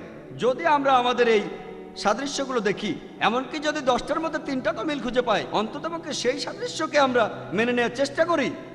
অন্য ব্যাপারে একমত হই বা না হই সেটা নিয়ে পরে কথা বলবো। তাহলে আমরা যদি আগে সাদৃশ্যগুলো দেখি, আমাদের মিলগুলো দেখি, বিশ্বাস করেন বেশিরভাগ সমস্যাই আর থাকবে না। বিশ্বাস করেন। আর আমি সেই কাজ করছি। আমি পৃথিবীর বিভিন্ন দেশে যাই আর সেখানে অনেক অমুসলিমের সাথে দেখা হয়, আর তাদের অনেকেই তাদের ধর্ম সম্পর্কে খুব বেশি সচেতন নয়, আমাদের ধর্ম সম্পর্কেও না। অনেকেই আমাকে প্রশ্ন করে, তারাও ধর্মগ্রন্থ সম্পর্কে তেমন কিছু জানে না। যারা প্রশ্ন করে আসলে তাদের শিক্ষিত করে তুলি, তাদের আমি শিখিয়ে দেই কোরআনের কথা, বেদের কথা, বাইবেলের কথা। আর আমি উদ্ধৃতি দেওয়ার সময় রেফারেন্সটা দেই যাতে লোকে বলতে না পারে যে আমি যা খুশি তাই বলছি। আর সব ধর্মগ্রন্থের উদ্ধৃতি আপনারা পাবেন ইসলামিক রিসার্চ ফাউন্ডেশনে। আমাদের লাইব্রেরিতে বেদের অনেকগুলো অনুবাদ করা বই আছে। আমাদের কাছে অনেক প্রকার বাইবেল আছে। আমাদের কাছে প্রায় 30টা বাইবেলের সংস্করণ আছে আলহামদুলিল্লাহ। আপনি যে গোত্রেরই হন না কেন, প্রোটেস্ট্যান্ট, ক্যাথলিক বা অন্য কিছু, আমি ধর্মগ্রন্থ থেকে উদ্ধৃতি দেই। তাই আপনি যদি বলেন ভাই জাকির ভুল বলছে, আপনাকে মানতে হবে ধর্মগ্রন্থই ভুল বলছে। এগুলো উদ্ধৃতি। আর আমার লেকচারে উদ্ধৃতিই বেশি থাকে, বিভিন্ন ধর্মগ্রন্থ থেকে উদ্ধৃতি। যদি ধর্মগ্রন্থগুলো না মানেন সেটা আপনার ব্যাপার, যদি একমত না হন সেটা সম্পূর্ণ আপনার ব্যাপার। তবে কোরআন বলছে ধর্মে আংশিক বলে কিছু নেই, সত্য কথাগুলো মিথ্যার চেয়ে আলাদা। আমি হিন্দু ধর্মের সত্য কথাগুলো বলেছি, যদি আপনি মানতে চান তাহলে মেনে নেন, না মানলে কোনো দরকার নেই। একবার একটা সিম্পোজিয়াম হয়েছিল ইসলাম ধর্ম, হিন্দু ধর্ম আর খ্রিস্টান ধর্মে ঈশ্বরের ধারণার উপর। লোকে এটাকে বিতর্ক বলবে। একজন হিন্দু পণ্ডিত কেরালা আর কালিকটের, একজন খ্রিস্টান ফাদার কালিকটের, আর আমি সেখানে বলেছিলাম ইসলাম ধর্ম নিয়ে। প্রায় 4.5 ঘন্টার একটা বিতর্ক। কিনতে পাওয়া যায় পণ্ডিত একজন হিন্দু ধর্মের, খ্রিস্টান ধর্মের, আর আমি শুধু ছাত্র। আমার মতামত সেখানে বলেছি, আর শ্রোতারা সেটা বিচার করবেন। আমি সাদৃশ্য নিয়ে কথা বলেছি। তাদের ধর্মগ্রন্থের উদ্ধৃতি, এই অধ্যায় ওই অনুচ্ছেদ, এই অধ্যায় অনুচ্ছেদ। পৃথিবীর সব মানুষকে যদি একত্রিত করতে চান তাহলে সাদৃশ্যগুলো দেখেন, পার্থক্য নিয়ে পরে আলোচনা করা যাবে। আশা করি উত্তরটা পেয়েছেন। গুড ইভিনিং স্যার, আমার নাম রোহিত রায়না। আমি হিন্দু ছিলাম আর কিছুদিন আগে ইসলাম ধর্ম গ্রহণ করেছি। এখন আমি আসলে মুসলিম মেয়েকে ভালোবাসি, তবে সেটাই প্রধান কারণ না। আসল কারণটা হলো আমি ইসলাম ধর্ম গ্রহণ করেছি একেবারে অন্তর থেকে। আপনাকে খোলা মনেই বলি, আমি আরবি ভাষা জানি না, উর্দু ভাষাটাও আমি খুব সামান্য জানি, এছাড়া সংস্কৃত ভাষাও জানি না।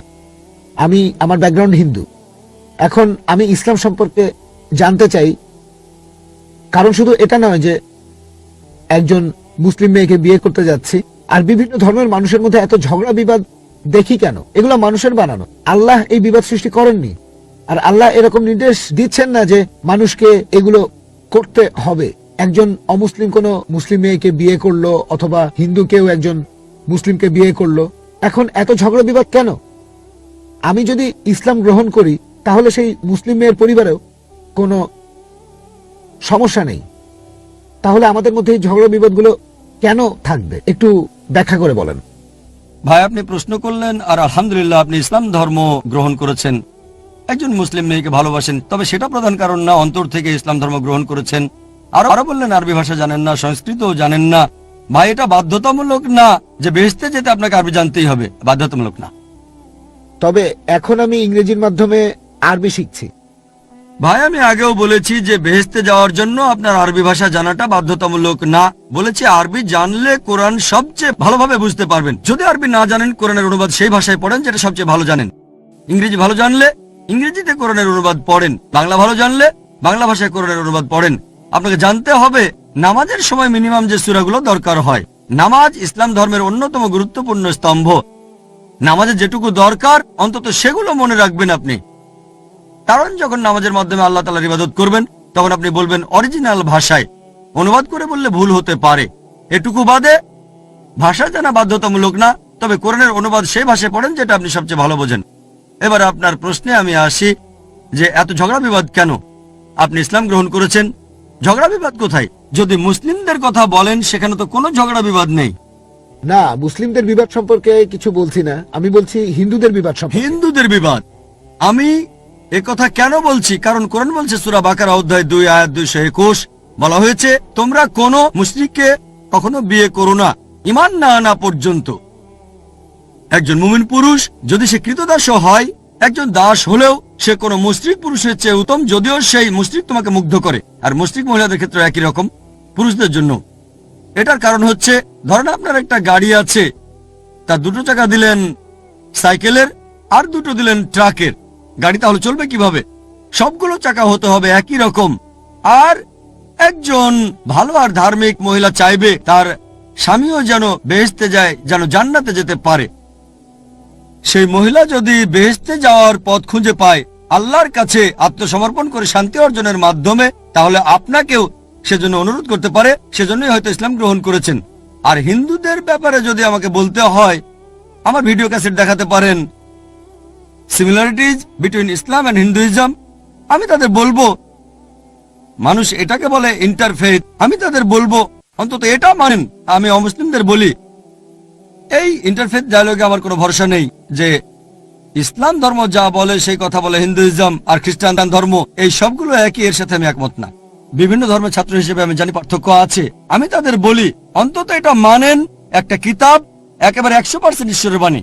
খ্রিস্টানরা বলবে আমার আপত্তি নেই এটা মানতে যে বাইবেল 100% ঈশ্বরের বাণী। হিন্দুরা বলবে বেদকে ঈশ্বরের বাণী বলে মানতে আমার কোনো আপত্তি নেই।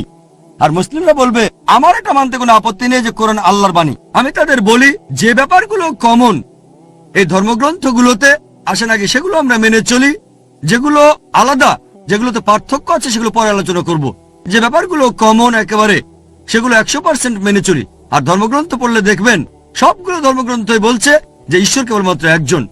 সবগুলো ধর্মগ্রন্থই বলছে সর্বশক্ত ঈশ্বরের কোনো প্রতিমূর্তি নেই, তার কোনো প্রতিমা নেই, কোনো মূর্তি নেই। আসেন আমরা সবাই মেনে নেই যে এক আল্লাহর ইবাদত করব, যার কোনো প্রতিমূর্তি নেই, যার কোনো প্রতিমা নেই। সবগুলো ধর্মগ্রন্থই হোক সেটা বেদ অথবা হোক বাইবেল অথবা কোরআন, সবাই বলছে যে সর্বশেষ ও চূড়ান্ত নবী মুহাম্মদ সাল্লাল্লাহু আলাইহি সাল্লাম। এমনকি আপনি বাইবেলেও দেখবেন সেখানে যীশু খ্রিস্ট সাল্লাল্লাহু বলেছেন, এটা আছে গসপেল অফ জন অধ্যায় নম্বর 16 অনুচ্ছেদ 12 থেকে 14। যীশু খ্রিস্ট নিজের মুখে বলেছেন তোমাদেরকে অনেক কিছু বলার আছে, কিন্তু সেগুলো এখন সহ্য করতে পারবে না, কারণ যখন সত্যের আত্মা আসবেন তিনি তোমাদের সত্যের পথে নিয়ে যাবেন। তিনি নিজ থেকে কিছু বলবেন না, যা শুনবেন সে কথা বলবেন, তোমাদের ভবিষ্যতের কথা বলবেন। তাহলে এখানে যীশু খ্রিস্ট সাল্লাম তিনি বলেছেন তোমাদের আমি অনেক কথাই বলতে চাই, কিন্তু সেগুলো এখন বুঝতে পারবে না। যখন সত্যের আত্মা তোমাদের মাঝে আসবেন তিনি তোমাদের সত্যের পথে নিয়ে যাবেন। এখানে নবী মুহাম্মদ সাল্লাল্লাহু আলাইহি সাল্লাম সম্পর্কে বলছে। পৃথিবীর সবগুলো প্রধান ধর্মের পবিত্র গ্রন্থ, হিন্দুইজম, খ্রিস্টান ধর্ম, ইহুদি ধর্ম, ইসলাম, সব গ্রন্থই বলছে সৃষ্টিকর্তা একজন, শুধু তার ইবাদত করব, আর সর্বশেষ চূড়ান্ত নবী মুহাম্মদ সাল্লাল্লাহু আলাইহি সাল্লাম। তাহলে সব অনুসারীরা যদি তাদের ধর্মগ্রন্থ পড়েন ইনশাআল্লাহ এই বিরোধ থাকবে না, সবাই আল্লাহর কাছে আত্মসমর্পণের মাধ্যমে শান্তি অর্জন করতে পারবে। আশা করি উত্তরটা পেয়েছেন। সকলকে শুভ সন্ধ্যা এবং শুভ সন্ধ্যা ডক্টর নায়েক। আজ আমি এক মানুষ কথা বলছি মানবতার পক্ষে। এখানে ডক্টর নায়েক রয়েছেন। আমরা আপনার নাম জানতে পারি দয়া করে? আমি চিরাগ, এবং দয়া করে আমার ধর্ম জিজ্ঞাসা করবেন না। ডক্টর নায়েক, আপনি সম্ভবত মুসলিম পরিবারে জন্মগ্রহণ করেছেন, তাই আপনি মুসলমান, তাই আপনি সেটাই অনুমোদন করছেন। যদি আপনি হিন্দু পরিবারে জন্ম নিতেন তাহলে আজ আপনার হিন্দু ধর্ম হতে পারত।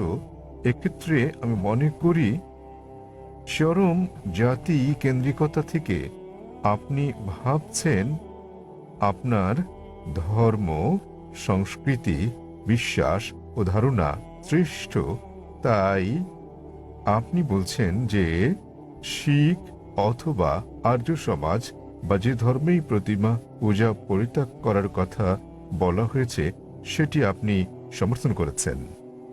আমার মতে একই জায়গায় ঘুরপাক না খেয়ে মানবতার ব্যাপক ধর্ম নিয়ে আমাদের আলোচনা করা উচিত।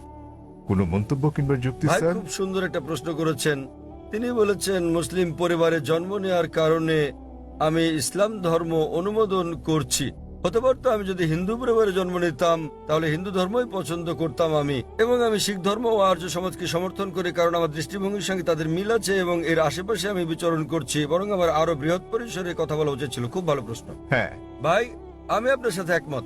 19 বছর বয়স পর্যন্ত আমি মুসলমান ছিলাম, কারণ আমার পিতা মুসলমান ছিলেন। বয়স 19 বছর হওয়ার পর আমি তুলনামূলক ধর্ম অধ্যয়ন করা শুরু করলাম। এখন আমি ব্যক্তিগত পছন্দে মুসলমান। আর বিশ্বাস করেন, যদি আপনি ইসলামের চেয়ে ভালো কোনো ধর্ম আমাকে দেখাতে পারেন তাহলে আজই আমি সেই ধর্ম গ্রহণ করতে প্রস্তুত আছি। আজই। স্যার, আমি মানবতার ধর্মের কথা বলছি। ভাই আমি বলবো জি জি আমি বলছি যদি কেউ ইসলামের চেয়ে ভালো কোনো ধর্ম তা যুক্তি দিয়ে, বৈজ্ঞানিক তথ্য দিয়ে প্রমাণ করতে পারেন তাহলে আমি গ্রহণ করতে প্রস্তুত আছি। আপনি বলছেন মানবতার কথা। কে মানবতার নামে গ্রন্থ রচনা করেছেন? মহাত্মা গান্ধী। কে লিখেছেন? আপনি জানেন একজন মুসলমান ভালো মুসলমান হতে পারবেন না যদি তিনি ভালো মানুষ না হন। সে কথা সব ধর্মেই বলে, সব ধর্মে বলে। শেষ করতে দেন। জি স্যার।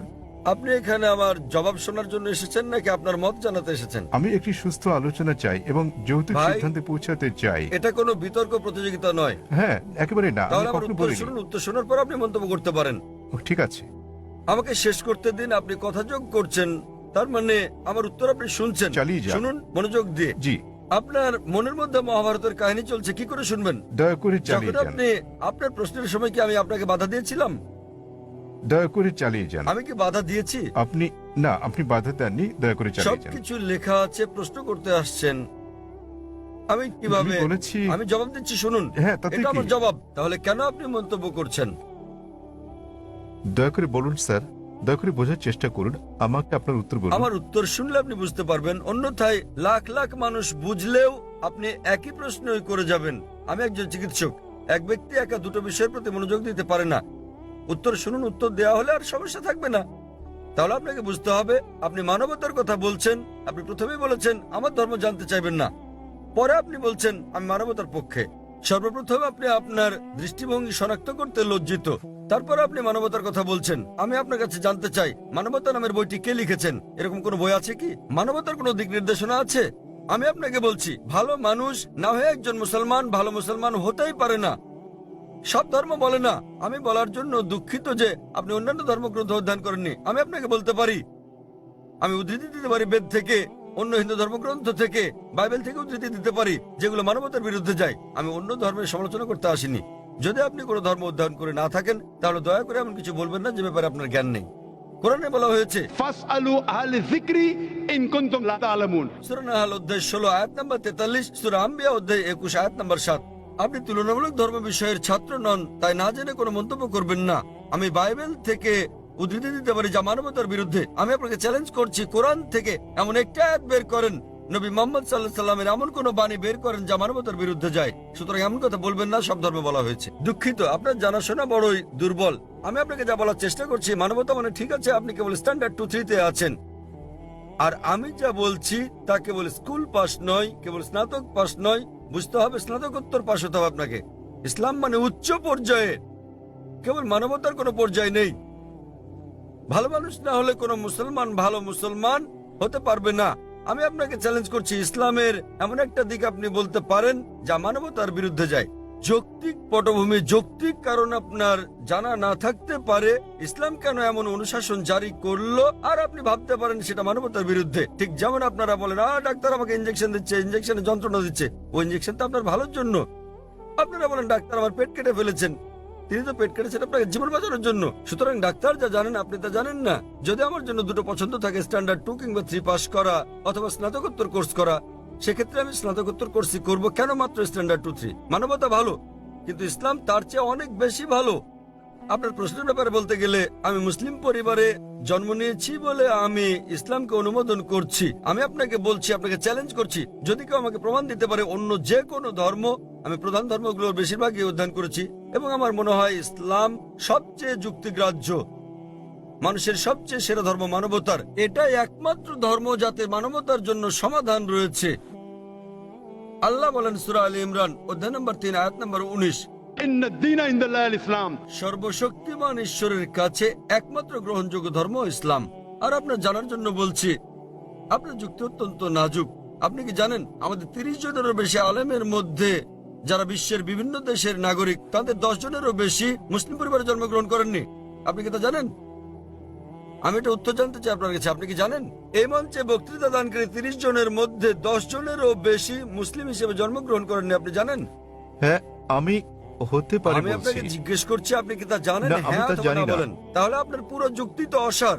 বিশ্বের বিভিন্ন দেশের 30 জন বক্তার মধ্যে 10 জনের বেশি আমেরিকান, 4-5 জন কানাডার, কয়েকজন ইউকের, মালয়েশিয়ার আছেন, সৌদি আরবের, সংযুক্ত আরব আমিরাতের, সোমালিয়ার এবং সুদানের বক্তা রয়েছেন, এবং এদের মধ্যে 10 জনেরও বেশির জন্ম অমুসলিম পরিবারে। তারা বেড়ে ওঠার পর কেউ কিশোর বয়সে গ্রহণ করেছেন ইসলাম, কেউ 20-এর কোঠায় গ্রহণ করেছেন ইসলাম, কেউ বা 30-এর কোঠায় গ্রহণ করেছেন। আর আল্লাহ তাদের হেদায়েত দান করেন, তারা নিজেদের পছন্দে মুসলিম হয়েছেন। সুতরাং আপনার যুক্তি, মুসলিম পরিবারে জন্মগ্রহণের কারণে আমি ইসলাম পছন্দ করি, এসব লোক জন্মগ্রহণ করেননি মুসলিম পরিবারে, তারা খ্রিস্টান পরিবারে জন্মেছেন, তারা অমুসলিম পরিবারে জন্ম নিয়েছেন, তারা ইসলাম পছন্দ করেছেন। কেন? কারণ তারা অধ্যয়ন করেছেন, তারা অন্যান্য ধর্ম অধ্যয়ন করেছেন এবং বুঝতে পেরেছেন ইসলাম জীবনের শ্রেষ্ঠ পন্থা। আমি আপনাকে অনুরোধ করছি, আপনি মানবতা সম্পর্কে পড়েন, ইসলাম সম্পর্কে জানেন এবং বের করতে চেষ্টা করেন ইসলামের কোন বিষয়টা মানবতার বিরুদ্ধে যায়। তাহলে আপনি জানতে পারবেন সবচেয়ে ভালো ধর্ম। আমি আপনার ধর্ম সম্পর্কে জিজ্ঞেস করছি না, আমি আপনাকে সর্বোত্তম ধর্মটা গ্রহণ করতে বলছি। এবং জীবনের সর্বোত্তম পথ, মানবতার একমাত্র সমাধান হচ্ছে ইসলাম। ধন্যবাদ। আমার নাম ডক্টর ব্যাস, একজন মেডিকেল ডাক্তার। আমরা এখানে এসেছি সার্বজনীন ভ্রাতৃত্ব নিয়ে নতুন কিছু কথা শুনতে। আমরা এখানে ইসলাম ধর্মের ওপর কোনো লেকচার শুনতে আসিনি। আমি এখানে আপনাকে অনুরোধ করব, আপনি বলুন এই পৃথিবীর ভ্রাতৃত্ববোধের কিছু কথা। এখন এটা সার্বজনীন ভ্রাতৃত্ব। আমি এখানে জানতে আসিনি বিশ্বজগতের অন্য কোথাও আমাদের কোনো ভাই আছে কিনা। ইন্ডিয়াতে অনেক ভাই আছে, তাই আমরা ইন্ডিয়ান ভ্রাতৃত্বের কথা বলবো। আর এই দেশে মানুষের ভ্রাতৃত্ব কিভাবে দেশের ইতিহাসকে গত 100 বছরে কতখানি প্রভাবিত করতে পেরেছে। ভাই, আপনি খুব সুন্দর প্রশ্ন করেছেন, খুবই প্রাসঙ্গিক প্রশ্ন। তিনি বললেন যে আজকে তিনি এসেছেন সর্বজনীন ভ্রাতৃত্বের কথা শুনতে, আর আমি এখানে বলেছি শুধুমাত্র এই পৃথিবীর ভ্রাতৃত্বের কথা। আর এই পৃথিবীর বাইরেও কি কোনো ভ্রাতৃত্ব আছে? আপনি একজন ডাক্তার, আলহামদুলিল্লাহ। আর আমার লেকচার যদি শোনেন, যদি আপনি একটু মন দিয়ে শোনেন, আমি বলেছি আমরা এক সর্বশক্তিমান ঈশ্বরে বিশ্বাস করি, যিনি এই পৃথিবী সমূহের প্রতিপালক, রাব্বুল আলামিন। পৃথিবী সমূহের প্রতিপালক অর্থাৎ বিশ্বজগতের প্রতিপালক আমাদের এই পৃথিবী সহ। এই ভ্রাতৃত্বটা হলো বিশ্বজগতের, পৃথিবীর অথবা ইন্ডিয়া। আপনি কি বলেন? হ্যাঁ ভাই, ঠিক আছে, আগে উত্তরটা শোনেন। এক এক করে আমি আপনাদের সবার প্রশ্নের উত্তর দিয়ে দেব। আগে এই উত্তরটা দিয়ে তারপরে আপনার প্রশ্নে আসছি। সমস্যা না, আমি এখানে আছি, আপনাদের সবার প্রশ্নের উত্তর দেবো ইনশাল্লাহ। প্রথমে এই ভদ্রলোকের উত্তর দেই। তিনি যে প্রশ্ন করেছেন সেটার উত্তর আগে দেই। তিনি আমার কাছে ভ্রাতৃত্ব সম্পর্কে জানতে চেয়েছেন। আর সর্বজনীন ভ্রাতৃত্ব শুধুমাত্র এই পৃথিবীর ভ্রাতৃত্বকেই বোঝায় না। আর পবিত্র কোরআনের কথা অনুযায়ী সূরা আল শুরার 29 নম্বর আয়াতে উল্লেখ আছে যে আল্লাহ সুবহানাহু ওয়া তাআলা এই আকাশমণ্ডলী আর পৃথিবী সৃষ্টি করেছেন আর সেখানে জীবজন্তু ছড়িয়ে দিয়েছেন। তার অর্থ পবিত্র কোরআন বলছে যে এই পৃথিবী ছাড়াও এই বিশ্বজগতে অনেক প্রাণী আছে। পৃথিবী ছাড়া অন্য গ্রহেও প্রাণী আছে। বিজ্ঞান এখনো এটা প্রমাণ করতে পারেনি যে পৃথিবীর বাইরেও আরো জীবন আছে। আপনারা জানেন যে বিজ্ঞানীরা এখন রকেট, স্যাটেলাইট, আরো কত কিছু এগুলো পাঠিয়ে দেখছে যে কোথাও প্রাণী আছে কিনা। এখনো প্রমাণিত হয়নি। বিজ্ঞান বলছে এটার সম্ভাবনাই বেশি। তবে কোরআন বলছে এই পৃথিবীর বাইরেও প্রাণ আছে। আমরাও এটা বিশ্বাস করি। সর্বজনীন ভ্রাতৃত্ব শুধুমাত্র এই পৃথিবীর জন্য নয়, এটা অন্যান্য সমস্ত পৃথিবীর জন্য। আর আপনি ঠিকই বলেছেন, এই ভ্রাতৃত্ব ইন্ডিয়ার জন্য, পুরো পৃথিবীর জন্য। আর এই ভ্রাতৃত্ব বজায় রাখার জন্য যদি আমার লেকচার শুনে থাকেন তাহলে সেগুলো আমি বলবো না। আমাদের কিছু নৈতিকতা থাকা উচিত যে কোনো একজন মানুষ অন্য কোনো মানুষকে খুন করবে না, সে ডাকাতি করবে না, সে দান খয়রাত করবে, প্রতিবেশীদের ভালোবাসবে, কারো পেছনে নিন্দা করবে না। সে খেয়াল রাখবে যখন সে ভরপেটে থাকে তখন যেন তার প্রতিবেশীও ভরপেটে থাকে। সে খেয়াল রাখবে সে যেন মদ পান না করে। মাদকদ্রব্য সর্বজনীন ভ্রাতৃত্বকে ছড়ানোর পথে একটা বাধা। পেছন থেকে নিন্দা করবে না, সে কারো নিন্দা করবে না। আর এভাবে কাজ করলে সর্বজনীন ভ্রাতৃত্ব শুধুমাত্র ইন্ডিয়ায় নয়, শুধু এই পৃথিবীতেই নয়, পুরো বিশ্বজগতে বিরাজ করবে। হতে পারে যে আপনি আমার পুরো লেকচার মন দিয়ে শোনেননি। আমার লেকচার আলহামদুলিল্লাহ এই বিষয়টার উপরই ছিল সেটা। আর এখানে আমি ইন্ডিয়া, আমেরিকা, এই পৃথিবী আর পুরো বিশ্বজগতের কথা বলেছি। আর এটা শুধু তখনই বিরাজ করবে যদি সব ধর্মের অনুসারীরা বিশ্বাস করা শুরু করে যে সৃষ্টিকর্তা, পুরো মানবজাতির স্রষ্টা, সকল প্রাণীর স্রষ্টা, হোক সেটা ইন্ডিয়ায়, হোক আমেরিকায় অথবা পৃথিবীর বাইরে, আমাদের সৃষ্টিকর্তা কেবলমাত্র একজনই। আর প্রত্যেকটা ধর্মেই আসলে বলে থাকে একজন সৃষ্টিকর্তার কথা, যেটা আমি আগেই খুলে বলেছি। ঈশ্বরের ধারণা সম্পর্কে বিস্তারিত জানার জন্য আমি একটা লেকচার দিয়েছি। প্রধান ধর্মগুলোতে ঈশ্বরের ধারণা, এখানে অন্যান্য ধর্মে ঈশ্বরের ধারণা সম্পর্কে বিস্তারিত বলা হয়েছে, যেমন শিখ ধর্ম আর পার্সি ধর্ম ইত্যাদি। এখানে বিস্তারিত বলা আছে। যদি আপনি আরো বিস্তারিত জানতে চান কিভাবে ভ্রাতৃত্ব বজায় থাকবে, আপনারা আমার এই ভিডিও ক্যাসেটটা কিনে নিয়ে গিয়ে দেখতে পারেন। এই ক্যাসেটটা বাইরে যে কোনো ভিডিও দোকানে পাবেন।